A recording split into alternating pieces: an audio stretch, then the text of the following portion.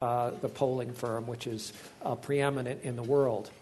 I'm just going to briefly introduce the panel, and then after that, we are going to present the results of the poll in summary fashion.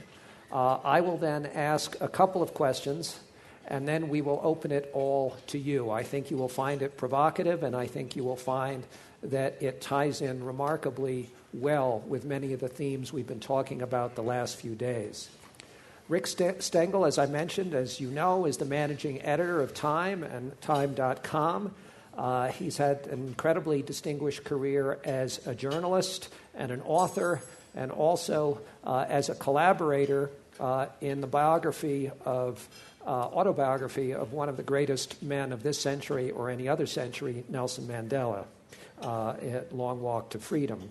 Mark Penn, who's been here before, of course, is the worldwide CEO of Burson Marsteller and the vice chairman of Penn, Schoen, and Berland. He has advised countless people around the world, and not just in this country. Of course, he was advisor to Bill Clinton, and he was the chief strategist for Hillary Clinton's presidential campaign.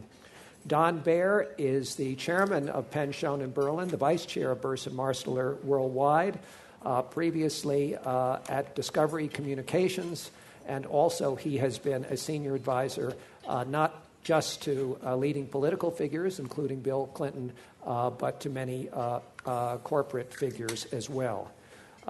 Rick will be first and will set the stage for the survey that we conducted along with Time. Mark will then present the key findings.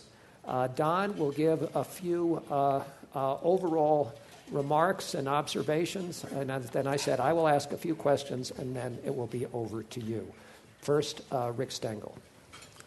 Elliot, thank you. I'm delighted to be here. I'm always delighted to be here at Aspen. It's fantastic. It's such a cornucopia of great ideas. Feels like one's head is bursting. But what we're going to talk about today is not going to burst your head. I think it's going to be very, very sobering. We decided to do this poll together because the last 10 years is a signature moment in American history. I mean, there's just no way around it. The beginning of the decade with the horrible tragedy of 9/11 has in some ways shifted the arc of American history. And that's, in the largest possible sense, that's what we're going to talk about today. On another very practical matter, since every other journalistic organization is going to be doing something for 9/11, we wanted to get out ahead of the pack and do it this summer so we could flavor, as it were, all the coverage of 9/11 that will happen going forward. So what we wanted to get at in the poll is just a very simple thing, which is how has America changed? How have Americans changed as a result of 9/11 and the decade that followed? And as I said, I think it is such a key moment in time, and the findings are very sobering.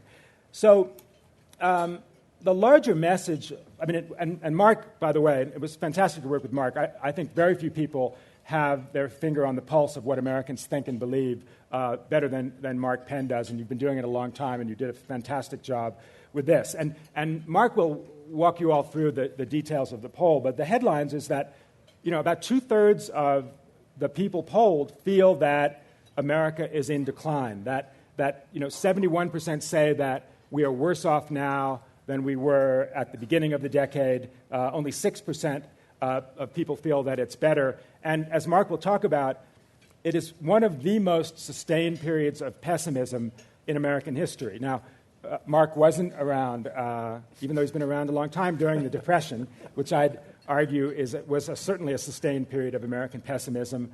The period leading up to and during the Civil War was certainly not a bright spot for America either. But we don't have polls from that time. But certainly since World War II, this seems to be the most sustained period of pessimism in American history. And I would argue that it may not be temporary, that we are going through structural changes in our economy. We're going through structural changes in our population as a nation. And historically, of course, we have been the great optimistic nation, the sunny nation, the nation of a city on a hill, the nation where we believe, in our fiber that that tomorrow is going to be better than today, and the day after tomorrow is going to be better than tomorrow. And that has sustained American life. I'd argue all along that is in our DNA as a people, but I actually don't think it's in our DNA. It's something that's learned. It's something that's inculcated. And one of the difficulties we have as a nation right now is that we are not inculcating those ideas and those values in Americans. And what the poll shows, I would argue, and we can discuss this, and Mark will go into details, is that we may be experiencing a tipping point as a nation, going from a people, a nation that is preternaturally optimistic, to one which is, I wouldn't say pessimistic, I'd say more realistic. Certainly the dichotomy that has always been thrown up from the moment we were born as a nation, between the old world and the new world, is that the new world is this world of optimism, of hope, of westward flows civilization, that prosperity and salvation actually are not mutually exclusive, as the Max Weber showed us. And what we're moving into now, I think, is a period where we're moving from kind of more adolescence as a nation to more maturity, where we are looking at things in a more realistic light. Only by comparison with the extreme optimism that we've had as a people does realism look like pessimism. But that was always the notion that the Europeans thought about us, that when Tocqueville came here, he said, Americans are so bright and so sunny, and they think everything is going to turn out all right, and we Europeans know that it doesn't always end so happily. We may be coming to a more European view of our destiny, and that's one of the extrapolations from the poll. So I think that's an enormous finding. And finally, we're looking at this generation, too, of young people who basically have only known history since 9/11, and certainly the generation before, where there was the notion of the end of history, which I think was a bit of an absurd notion. History came back with a vengeance for this generation of Americans, and they are the future, and they look at America and America's promise in a very different way than those who have come before. So, take it away.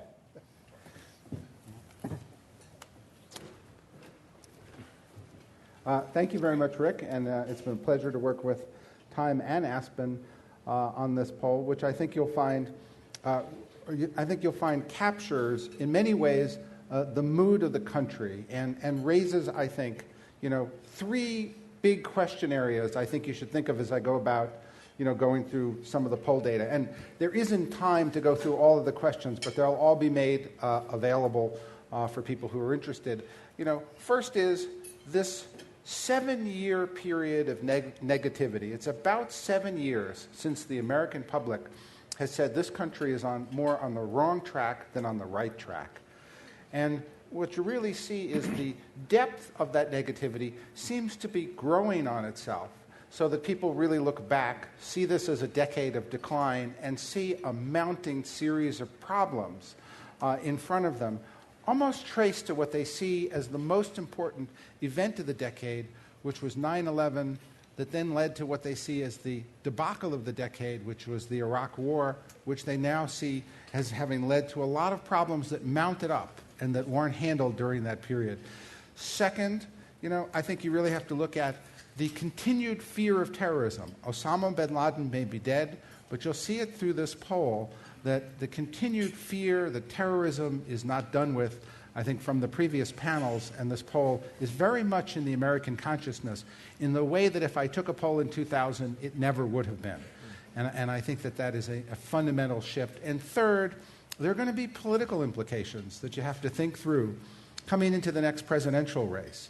Will Obama, who came in as the candidate of hope, be able to get people to give him more time to turn America around? Or will the Republican challenger offer the kind of hope that he did? I think that's going to be an enormous part of the contest as reflected in this poll. So with that, let me go through the specifics. We conducted approximately 2,000 interviews. We did 1,000 on the telephone using standard random digit dial methods. We also did 1,000 online to supplement it for even greater detail on the demographics. And it's got an extremely reliable margin of error weighted to the, again, census population figures.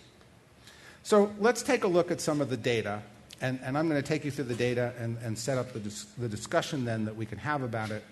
What is the single most important event in the past decade?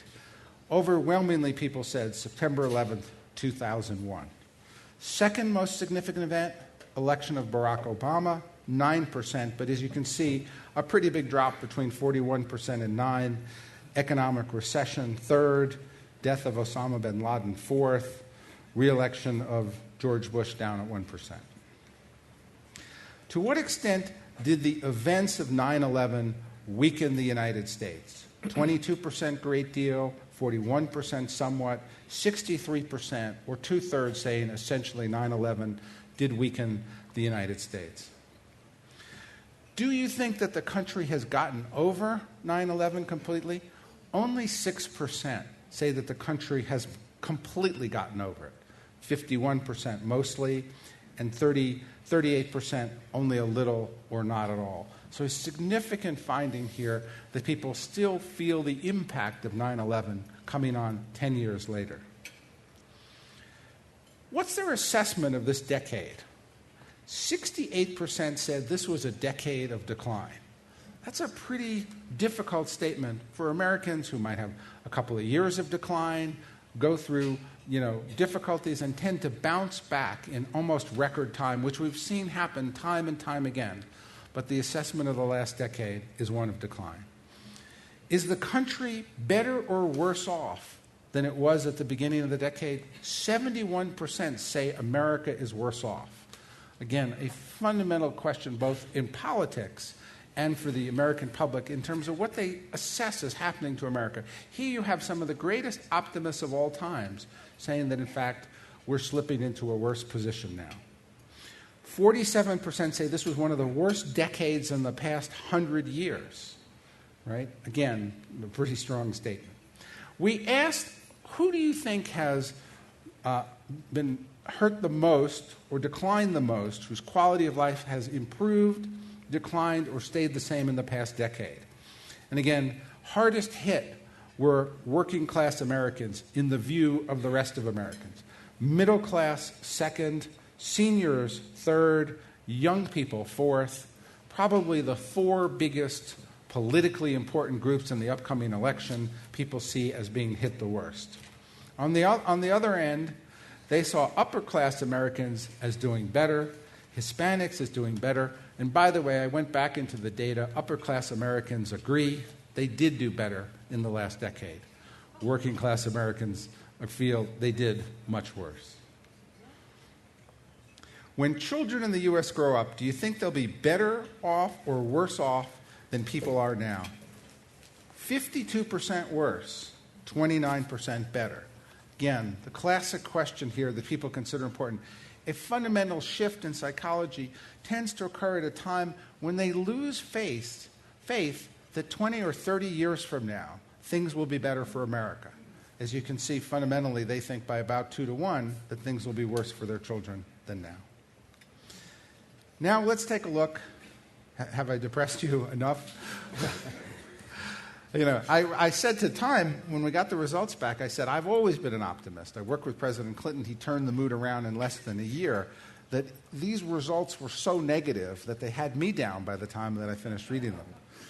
4 in 5 say that a major terrorist attack is at least somewhat likely in the next decade. If you look at that, 78% believe that a major terrorist attack will take place in the United States over the last decade. Probably if I asked that question before 2001, the answer would have been maybe about 10%.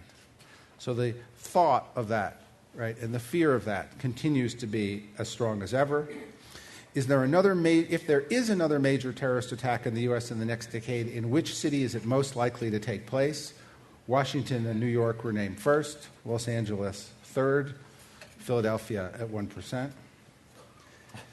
49% at least somewhat concerned of being a victim of terrorism. So the fear of terrorism extends outside those major cities. And when we asked them, in your opinion, has the killing of Osama bin Laden by U.S. forces increased the threat of terrorism, decreased it, or had no effect? Actually, 41% said increased. only 19% said decrease. By 2 to 1, there's more concern that the killing of Osama bin Laden may in fact increase the possibility of a terrorist attack. The killing of bin Laden gives a sense of closure to fewer than 2 in 5 Americans. So again, even though I think we got Osama bin Laden, as you can see from the rest of the questions, the fear and threat of terrorism is very real in the minds of Americans today. Attitudes towards the Pakistani government were pretty harsh. 69% think that Pakistan knowingly harbored Osama bin Laden. If you ask them about the aid, 77% say that the aid to Pakistan should be cut back as a result of what happened here. And if you go over to Afghanistan, you'll see 40% want the U.S. to end its combat operations before 2014. If you ask this, 40% of Americans believe that it's too slow in terms of the pullout of Afghanistan, 38% about right, and only 10% think it's too fast. This is before, we did this on June 8th, before I think the president announced his full policies. But negotiations with the Taliban, 68% say there should be no deal ever made with the Taliban. And so they're saying they're looking for a moderate pullout of Afghanistan, but not looking for a deal with Taliban. If you look then at some of the implications I think people had for the future out of the poll, first question we asked, which, if any, is most to blame for the U.S. being in a worse position than it was a decade ago? The Bush administration, still number one, 23%. But with this debate over who owns the economy, the Obama administration was not far behind at 20%. U.S. Congress, third at 16%. Corporate CEOs, 8%. Terrorist groups, only 7%. Wall Street, only 6%. So if you're in the political system is on the front lines of blame for the decade of decline from Americans. No question about that. Americans want their leaders to focus, not surprisingly, on domestic issues, 83 to 12. And the greatest threats come primarily to U.S. stability come primarily from within the United States, 66%, 27%. The voters are saying the biggest threat to our stability is if we don't get our internal fiscal and political house in order, that we'll have challenges from within, not just without. What are the biggest threats that are greater than external? National debt, high government spending, budget deficit, rising healthcare costs, weakening U.S. dollar. Pretty strong list. If you notice some of the foreign policy things, almost way down at the bottom of the list. So the American public is focused very much on those top 4 or 5 problems. 71% say major threats are within our control. So it's within our control to do something about these threats. And only 10% think that the threats within the country are being effectively addressed. So if we ask if they're not effectively addressed, what specific threats are within our control that aren't being addressed? You can see it in big letters: the economy, jobs, healthcare, education. So if you look through the poll, widespread and continued pessimism, real concerns about terrorism and what could happen in the future with terrorism, an enormous concern, if we've been through a decade in decline, how we let problems like the deficit mount up so that you can see what the final conclusion of the public is. Will this mood be turned around soon? I agree with Rick. It's a pretty tough job to turn this around, given the depth of the negativity and pessimism that we see in this poll. Thank you.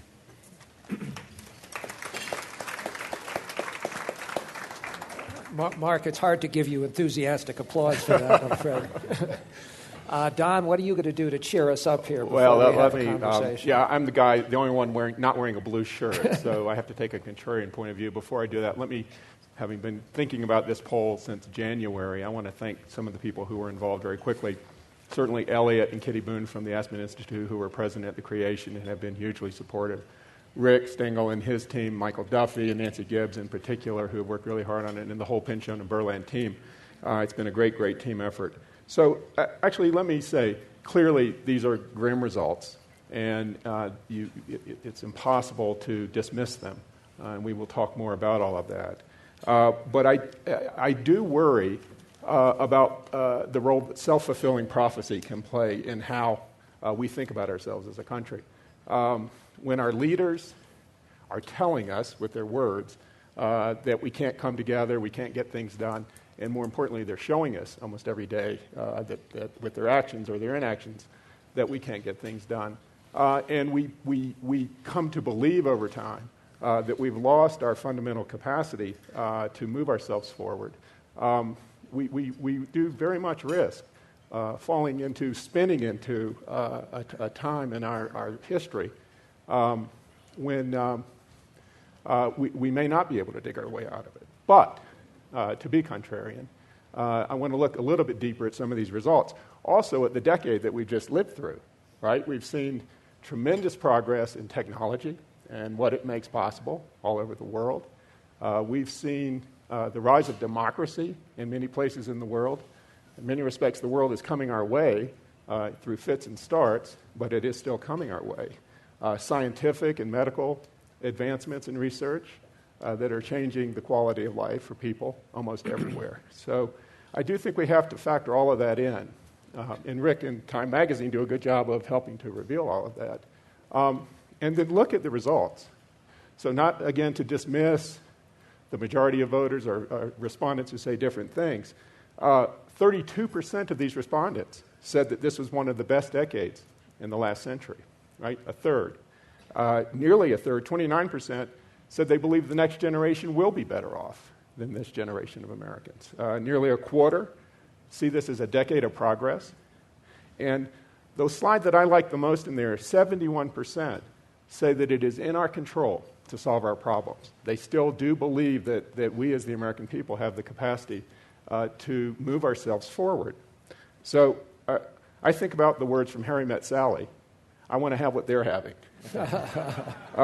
And I think about the words of one other person that I did work for, President Clinton as his chief speechwriter and then the White House communications director. I'm not embarrassed to quote these words because I had nothing to do with writing them.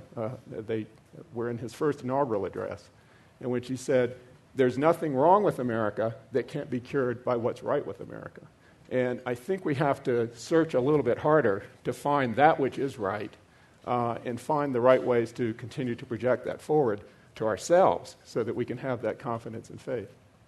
Thanks, Don. Let me just kick things off before we open it up. And maybe, Rick, you've just arrived in town, but if you hadn't, you would have been here. We just actually had a track, among others, on happiness. And yet this description of the American psyche being, singularly and historically unhappy and grim is really pretty striking. And even with all we've talked about for happiness, I'm not sure that it's enough to overcome some of the messages from this. But I was struck in your remarks at the outset about American DNA and the notion that we do think that there is something in our DNA, although you say it's learned, but a dominant gene of optimism and hope, and it's what set us aside as a country for our entire history. And I wonder, one of the graphs that you showed, Mark, that was striking to me was that a majority of people think the next generation is going to be worse off than the one before. And that is so un-American in what we all stand about. And I think it's actually, sadly, accurate what some of the economists say, that this will be a generation that's financially less well off than their predecessor than ever. But Rick, if, in fact, this is not turned around and our children, sort of whether it's learned or inherited, pick up from us this message of pessimism or despair, I mean, wouldn't the implications socially and politically for this country be profound? I think it is potentially a profound change. And to just talk about what you started talking about in a sense, what is the kind of neuroscience of optimism. We actually did an excerpt from a book earlier this summer called The Optimism Bias. And it is indeed a self-fulfilling prophecy that if you think something is going to be better, the odds are that it will be better because you will positively influence those events. I mean, there are those who argue that it's an evolutionary trait. And speaking of optimism being in our DNA, there are those who argue, for example, that we are, as a nation of immigrants, we have selected for people who are optimistic, for people who come across an ocean to come here. They're coming here because they believe that they can succeed. I mean, so that in our DNA as a nation, we have selected those folks who are preternaturally optimistic. I actually suspect that is true. And certainly it has animated us as a nation. I'd say, just to be contrarian for a second, too, there's also downsides of optimism. I mean, you could argue that, Bernie Madoff wouldn't have happened in a pessimistic country because people would have go, it's just kind of impossible to get 12% returns year after year after year. And optimism sometimes makes you actually more gullible. It's the way Europeans, say that we're naive. I'd argue that we're becoming less naive as a people, which I think is a virtue. I do think we are going through structural changes in our economy. I talk to economists, not all the time, that would be a lie, occasionally. And I say, well, why is it that 10% unemployment just won't be forever? What is there about our economy or our system or our nation or globalization that's actually going to reduce it? And I never get a very good answer to that. So I think we'll have to come to terms with certain structural aspects of our society where we are just not growing completely. And finally, now for a note of optimism, and another one of our columnists, actually in the issue this week, Fareed Zakaria, wrote about why we're not Greece. And one of the points that he makes is that, and I think, Mark, you made this, or Don, you made this, compared to our competitors going into the future, we are so much better situated. And we're better situated in ways that people don't really realize or intuitively understand. Even in terms of our demographics, we are the youngest, richest nation. China may be on an upswing like this, but China is aging much more rapidly than we are. Europe is much older than we are and will continue to get older. There are actual demographic aspects of our society, not to mention our innovation, that is actually putting us in a very, very good position for the future. But I'd argue that the reality has to begin to change the perception in terms of how optimistic we are. Well, it's interesting, your note that sometimes optimism can actually be a problem. We had some discussions here at this festival last year along that theme. And as long as the pessimism isn't a debilitating kind, if it's really a realism and an acknowledgement that we have serious problems, like the ones at the top of your list, Mark, and then you combine it, Don, with the fact that Americans still have confidence that we can fix these problems, maybe a message in all of this is let's forget the rhetoric of just abstract optimism. Hope is the greatest country in the world, but why do we rank wherever we rank for education or health care or the quality of our infrastructure? And let's actually fix these problems and not just assume they'll get better on their own. But Don, let me go to you and your capacity as an advisor and your concern that some of this could be a self-fulfilling prophecy. What would you advise our political leaders, and whether it's the president or members of Congress? What do they do? What do they say differently? What do they do differently to turn this around? Well, and with all humility, because it's a difficult situation that we face, but I always break things down into very simplistic terms, and because that's how I think about life. And there is showing and there's telling. So on the telling front, I don't believe that we have a more sustained, persistent, and consistent enough message or set of messages coming from our national leaders about what we can still accomplish and how we're going to do it. And in that respect, one of the things I think the country is really crying out for is a national narrative that shows how we go from this decade of decline towards a future that is bright but is realistic. And that's a hard thing to accomplish. It doesn't happen overnight. You can't do it with one speech. You can't do it with 10 speeches. You have to do it, as I say, persistently over time. But the showing part that we're really lacking in right now is how to demonstrate to people that we can solve some problems. And I think one of the challenges that we face, perceptually and in reality, is that we were hit by such an enormous body blow.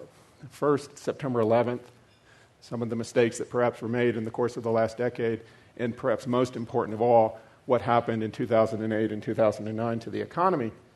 And somehow or another, our leaders, and they have led the country in the perception of this, believe that we have to show how we can come back full force instantly to where we were, when in fact you convince people in broad terms to believe in themselves again by doing things in more discrete, concrete, and in some respects, smaller ways, and to do them, as I say, persistently over time. I was interested yesterday in the conversation about education reform, and that there are things we have learned in the course of the last 20 years about how to turn around different kinds of schools in different kinds of districts. And to this point about there's nothing wrong with America that can't be cured by what's right with America, we need to find things that are working in different places in America, where they are creating jobs, where new businesses are flourishing, where schools are accomplishing things. We need to hold those up. We need to sort of show, look, this is happening in this one place. It can happen here, and we can move things forward in steady ways. And I think over the course of a few years, not 1 year, we can begin to re-earn our confidence. So. Mark, I'd like to try to disentangle the significance of 9/11. You titled this poll 10 years after 9/11, and obviously the defining event of the decade is 9/11. But as I just listen to you, it seems to me that one way we might look at all this is the American people are saying the enemy is not, Al-Qaeda or the Taliban. The enemy is us. And that, in fact, many of the things they're worried about are not directly related to 9/11. And, you think of the debt limit fight now, or, the inability of our political institutions to deal with the problems of medical cost inflation, the future of Medicare and Medicaid, Social Security, many of the other items on your list. That really what this also speaks to is a disgust with a perception of the dysfunction of our political system. And that even were there not for 9/11, might we not have had very similar results just because of this sense that our system just doesn't work? Well, I think you're quite right that this poll is a shot across the bow to the political system. Because this poll says, look, the political system, you guys got to fix the deficit. You're to blame in the way you reacted to this thing. They don't think the Iraq War was the right use of our resources. They think that America got off course. Now, would America have stayed on course?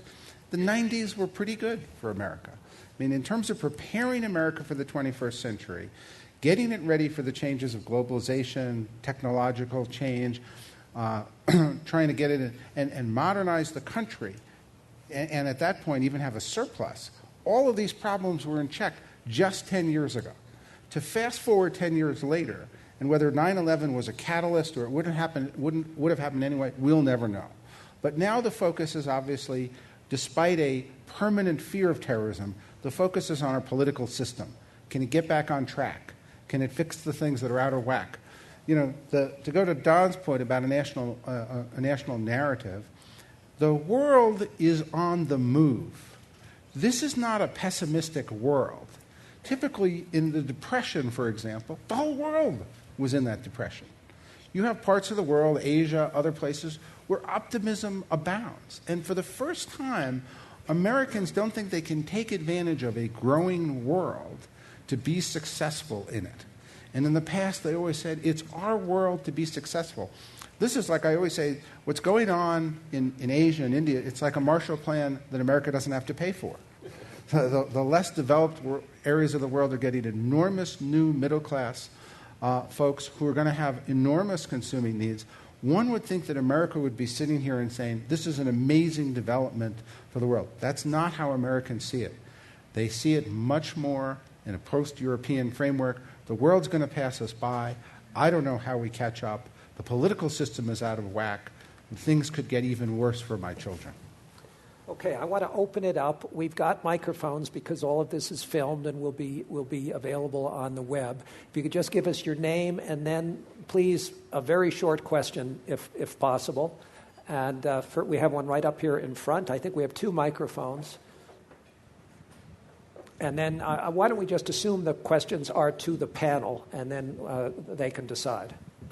Yeah, my name is Don Marjoram. I just attended the environmental forum here at Aspen a month ago, which was excellent. But did any of your questions even address climate change? Because as a result of that conference, that seemed to be the biggest question, not only for the United States, but for the world. Now, I'm not sure if everyone could hear the question, but it was essentially, how did climate change factor into this at all? Because for many people, one would have thought that that climate change would be the depressing reality. It's interesting the extent to which climate change and ways to deal with it have fallen off the national agenda. I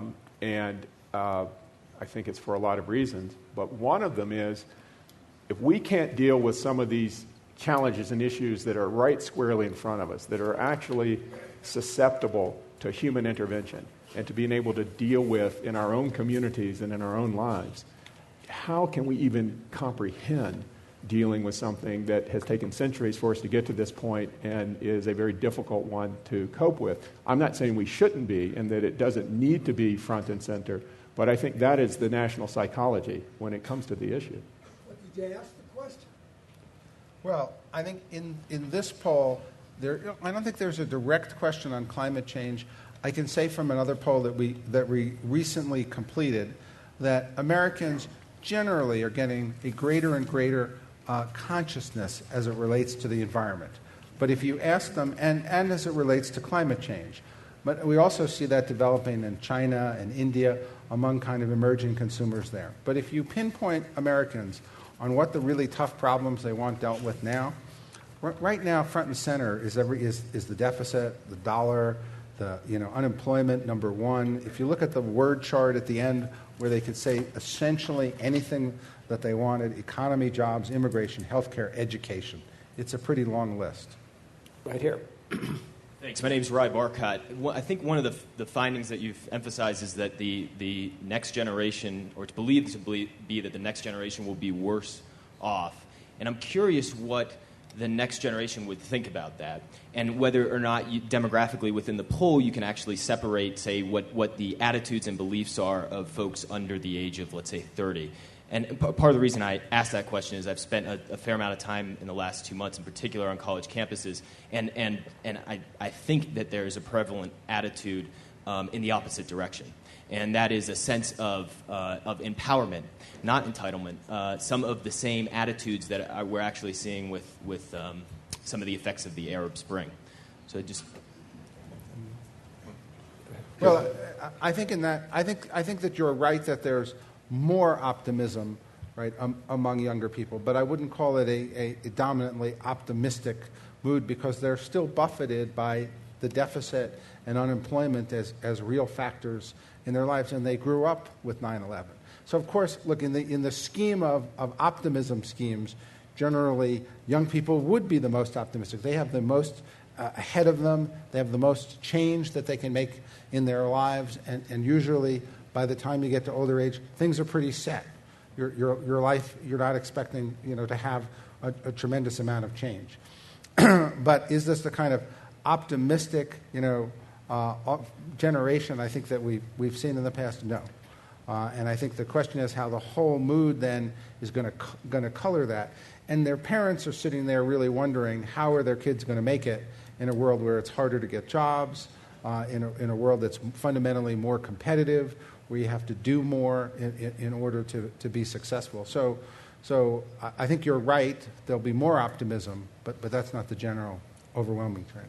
And of course, families will be living more closely together because all the children will move back in with their parents in college.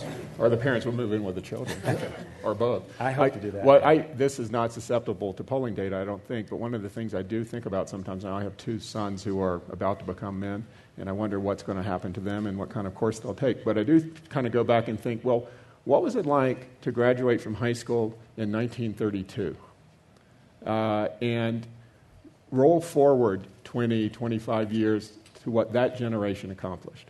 and the optimism that permeated the spirit of America throughout the course of the lives that they built, basically the generation of our parents, the people who are sitting up here. So I think we don't know. And we don't know what their psychology was at that time and how they came over time to believe that they could build out of whatever those circumstances were. Now, by the way, you said something, Don, I think, which is the single most optimistic thing in the poll, which is that some 70% of people feel that it's within our power to make the nation better, to make the world better. That's an incredibly optimistic view. I mean, the European view would be there are external factors that make that impossible. The fact that Americans think that it's still within our power to actually make positive change is very optimistic. Whether it's true or not, I don't know. Over here. Hi, my name is Chris Cates, and I'm from New York, and thank you all for your commitment to this excellent work. My question has to do with language and leadership. You know, the future is very weird. It never seems to get here. It's only ever now. And then the future becomes... That's a great line, by the way. We should use that. Okay. And so the future is really kind of a story that we're always making up in the present. So how can our leaders use language in a way that really creates a future that we can step into and opens up what's possible? Now, Rick's a former speechwriter. He doesn't like to talk about it much. For a very pessimistic candidate. I think that's a great question because it's perilous. It's the third rail of American politics for any politician, particularly a president, to talk about anything that is downbeat, that's pessimistic. I mean, you know, Mark, in the terrific piece that Mark wrote in Time this week to accompany the poll, references Jimmy Carter's famous malaise speech. And I think I'd argue, actually, what was even worse than saying malaise was wearing a cardigan before the American people, which isn't a very optimistic thing. But again, that, you know, I mean, how in reality, how much did that affect the Carter presidency? I don't really know, but it's a signature moment in that we all remember it and feel like, boy, what a mistake. I mean, I think it would be a mistake, and we were talking about this amongst ourselves beforehand, for President Obama, for example, to become more of a realist and say, actually, you know, things aren't that great, and we haven't really turned it around. He has the bully pulpit. He has to be optimistic and forward-looking, maybe a little more sober and chastened. I mean, you know, in some ways, the greatest example of presidential optimism is Ronald Reagan, and the famous story, you know, there's got to be a pony in there somewhere. I mean, he went through a terrible economic time, and some could argue that his sunniness, his optimism, you know, helped turn perception around, which then turned reality around. You know, it's an interesting cocktail of influences that have to be brought to bear to help move the country forward. I was a speechwriter, so I would naturally say words are important, although President Clinton used to get angry at us when we would bring him these long speeches, and he would say, words, words, words, you know, and we would say, do you want us to write the speeches in numbers? And he didn't want that either. But you know, I want to go back to what I said before. The words need to match the actions and vice versa. And the people, the country needs to be able to both hear and see and feel the impact of these things in concert. And again, if I were in charge of anything right now, one of the words I would ban from every form of legislation is the word comprehensive. No one believes it. It's an overpromise. And it perpetuates this sense that somehow or another we can solve all these things with one fell swoop. So you have to constantly be showing people the things you are doing and keep coming back to it, sometimes at the expense of being ridiculed, if I could, for doing little things, when in fact people grab hold of little things and understand that they have impact in their lives, and you keep going from one little thing to the next little thing, and before you know it, you've done a bunch of big things. I'm only seeing hands in the front, so I'm sure there's some in the back. But Bob, here in the middle. Is there some? And then we'll go back there. Next question. Yeah. If you can bring the mic back there, but please stand up. Bob Buford heard in this room, I think yesterday, from David Brooks, that he thought the odds that we're going to solve this August 2 thing are about 50-50 or worse. And I've heard from several other speakers, that, like Robert Hormats, that if we default on August 2nd, it would be catastrophic for the United States. Would someone care to comment on that? That might be the next 9/11. Yeah. Well, let me just say, both Don and I lived through kind of the budget deal and the negotiations relative to the last great budget deal, and let's be clear: the worse the rhetoric, the more the name calling, and the worse the fighting, the more likely they are to actually settle things. Okay, because that means they're actually engaged in a negotiating process. And they're going to play the system out for every advantage down to the end until they give up. And they say the wall's in front of us, the door's over there, the American public's out there, we're going to get down to it. And it's just like a contract negotiation. If they were dispassionate, hey, don't worry about it, we're going to have some tea, no chance of a budget deal. Okay? So you have to understand the reality is always the opposite. Now, I think that there's a political imperative. You look at that list. There better be a budget deal. Now, budget deals also have funny politics. Budget deals will help the sitting president of the United States, and it will help the sitting speaker in the Republican House. It will hurt the Democratic challengers in the next election, and it will hurt the Republican challenger. So now, when I say hurt, and of course it's good for America, I'm just saying there are political dynamics out there. And as you saw what happened in the 96 election, too. President Clinton won, and the Republicans kept the House. And a lot of Democrats were upset about that. So there are some really counterintuitive political dynamics that surround the budget-making process. At the end of the day, it is essential for the country that the politicians get there. The public has made that clear, and it will be a pox on everybody's house if they don't. And I would agree with Mark on that.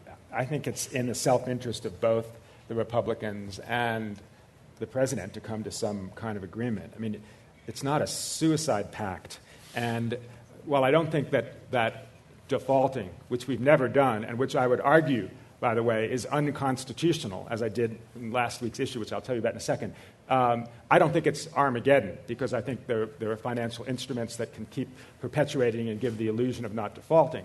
But, Obama also, I would argue, has in his arsenal the fact that the Section 4 of the 14th Amendment says that America is not allowed to default on its public debt. And he could say, you know what, the Republicans voted against this, but I am now authorizing Ben Bernanke to issue this, and I'm furloughing federal workers. I mean, that would be, I would argue that would be a huge victory for the president, because he would be seen to be doing something. The Republicans are very mindful of what happened under Speaker Gingrich when the government shut down. I mean, that was a disaster for them. So I think that, I completely agree with Mark, but I'd also add that it's in both parties' self-interest to do this, and when both parties, have a self-interest in doing it, it tends to happen. In the back. Stefan Edlis. My question is very simple. It relates to the mechanics of polling. And perhaps this is something that you have thought about. American population gets their information. They don't study the issues. They get their information from wherever they get it from. And I suggest that perhaps if you ask the person being polled, where do you get your information from? Is it Atlantic Monthly? Is Fox News? If you have a network that continually hammers the administration, how does that affect you? And can you weigh that into the poll? Thanks, Stefan. Mark? I think that this was not a poll about where people get their information, though we've taken polls about where people get their information. Let me just say that people are very bad self-reporters on that. No one ever says, I got it from a political ad, okay? And so consequently, they self-report those things that they think are most desirable. Having said that, there's no question that we've seen a shuffle here from where people are getting how much people are getting their news online, real time, through news sources, so that the traditional model of people having a long day at work, getting home, putting their feet up and watching the nightly news has been radically changed so that by the time people get home, they know the news. More people are more informed about more events than ever before in history. And so the news models may be changing, but the desire for news and information, both here and globally, has never been greater. Interestingly, all 2,000 respondents to this survey said they got all their information from either Time or The Atlantic. It's a very self-selected group. But actually, to address that, your question, the methodology of this poll was different. I mean, it even reflects the way people interact with media. I mean, you talk about that. Look, we did, frankly, there's a transition. When I started in polling, which I hate to say was 35 years ago, people didn't believe phone interviews. And so if it wasn't door-to-door, and in foreign countries, we would do door-to-door. So we did this, and right now we're in transition from phone to internet. And phone has a really well-developed statistical model. So we did 1,000 interviews on the phone. But even when we do the phone today, 25% of households no longer have a landline. So we have to incorporate cell phone interviews into that. And then we did another 1,000 online, and we put them together. So we think we're in transition. If you ask me, 5 or 6 years from now, we're going to go off of phone polls onto 100% online polls, because that's not only where people are getting information, but the new phone book is really the directory of people who access online either through their personal devices or through their computers. Do you have a microphone in the middle here? Yes. Dorothy Zinberg. I'm going to ask the bullshit question about the growing class divide and money and the anger, which I don't feel you've touched on, and maybe I'm wrong. But it seems to me, in looking at different kinds of data, you're seeing a fury in the middle class, which is being demolished. You're seeing a maldistribution of wealth, where we're beginning to look like a banana republic, where 1 or 2% control the majority of the wealth. The middle class dream is gone, and the poor are getting poorer. How does that fit into some of the things you've been talking about? Is it another survey you should be doing, or is it built into your assumptions? Thanks, Dorothy. There was some of that in the poll, really. Well, I'm cheating because, Dorothy, you and I were talking about this just before. We do get at some of this, and Mark actually knows a whole lot more about it than I do, but the increasing economic inequality in America, where there's a greater disparity between the wealthy and the poor, and the middle class is shrinking, is something which, in some ways, is probably the most important issue for us all to reckon with, more important than the debt, more important than things that people are ostensibly worried about. Because, speaking of American optimism, I mean, the middle class was the engine of wealth and achievement and success in American life. And, the evisceration of the middle class would be tragic. I mean, but the problem is that I think there are obviously some structural problems in our economy where it was once upon a time if you could be middle class and be an hourly worker. That basically has gone out the window. As Mark referenced, the globalization has good and bad aspects. I mean, there are 400 million more middle-class people around the world to do the jobs that American middle-class people used to do. So it's a difficult problem. I don't have an answer to it, but I do think it is within our power, because I'm an optimist about that, to deal with it. But that is the problem with the political powers that be, that nobody is really dealing with that issue. Yeah, no, I do think that to really get at this question, it is another survey on the class divide. Let's do it. And how it's changing America. It may be next the year's next topic. year. But it's also interesting that there's a political dynamic that's developed. If you go to the last election, 26% of the voters made over $100,000. And they actually split evenly for the Democrat and the Republican. It's the first time I can find that. And Obama did extremely well with young people and those making under $35,000. The Republicans actually do best with those voters in the middle. And they have done a good job, you'd say, of tapping into exactly the anger of frustration, while Obama actually has tapped into both those who have the least and what I call the new professional class.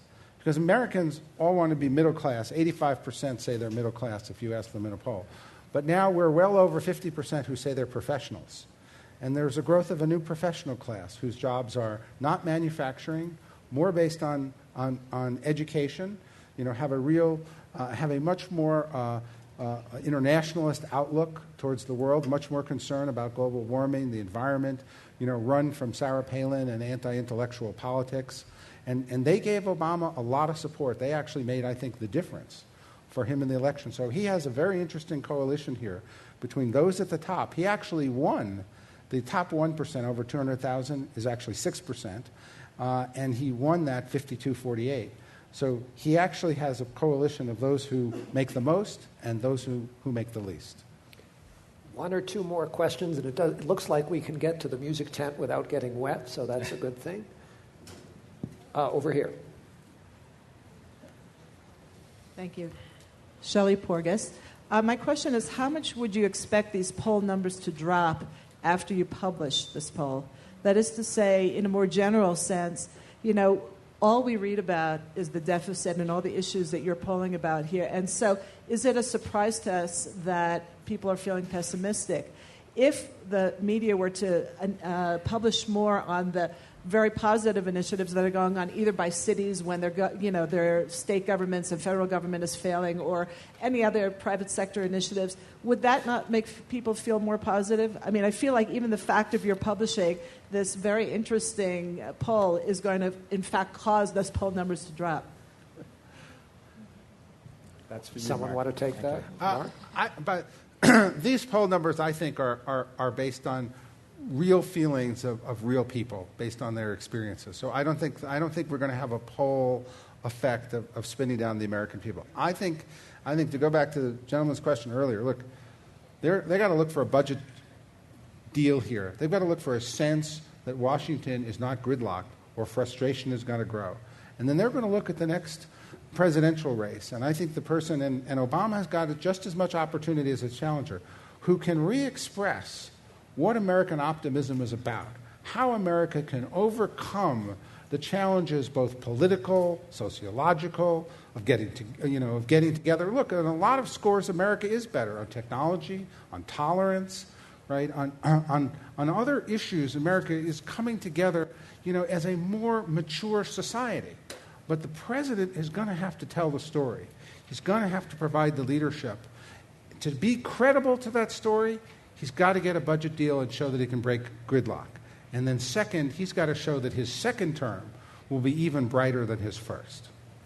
Well, it's 1:15, and I am going to bring this to a close and thank our very distinguished panelists for their incredibly, I think, provocative and important comments. Thank you.